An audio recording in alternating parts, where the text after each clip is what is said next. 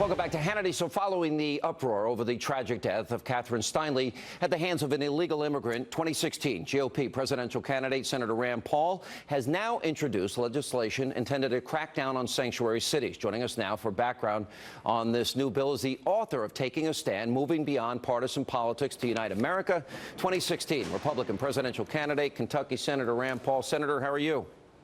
Very good, Sean. Thanks for having me. I read that Lamar Alexander and John Cornyn, your colleagues, today voted down an attempt to put this in the education bill. Is that true?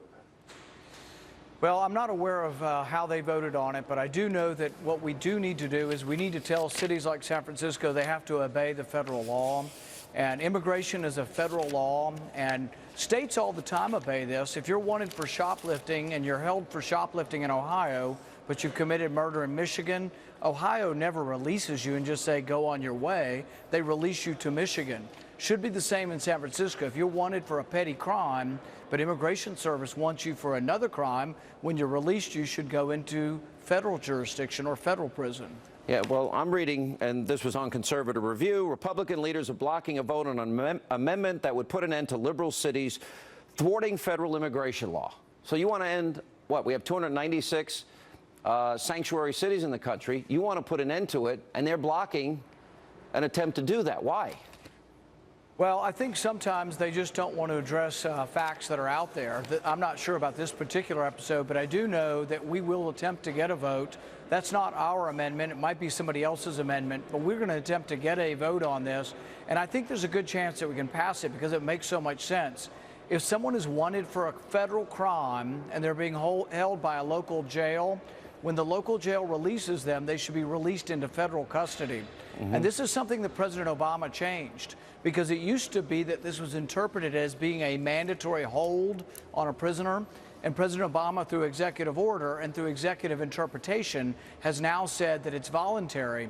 But if you're wanted for a federal crime, you should be held and not released to the general public. And it's a real tragedy that this young woman lost her life because people in San Francisco apparently don't care about whether or not they're releasing dangerous criminals into the public. Did you see that the escaped Mexican drug lord El Chapo, that literally he had his wife, ordered his wife to give birth to their children in America so that they would be American citizens, so-called anchor babies?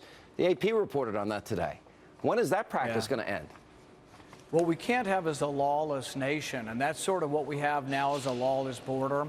And people have talked a lot about what immigration reform or security measures are necessary. Really what we need is an enforcer. We haven't had a Republican or a Democrat in the White House who is willing to enforce immigration laws. Just enforcing the laws on the books would improve things now. But we have sort of a lawlessness when San Francisco thinks they can thumb their nose and not obey the federal law.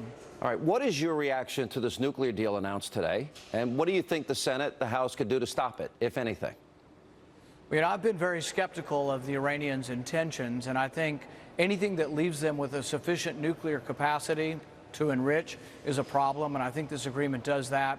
I've also said over time that I think the sanctions, if there was going to be sanction relief, that it should be delayed until we see sufficient Iranian compliance.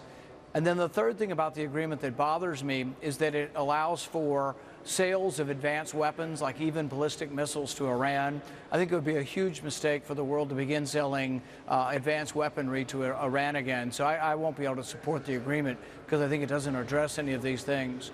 I did vote for the Corker bill, though, and I think it's sometimes mischaracterized. The Corker bill says that the agreement does have to come back and be voted on. The president objected to Corker's bill, and in the end it was passed, and the president went along with it.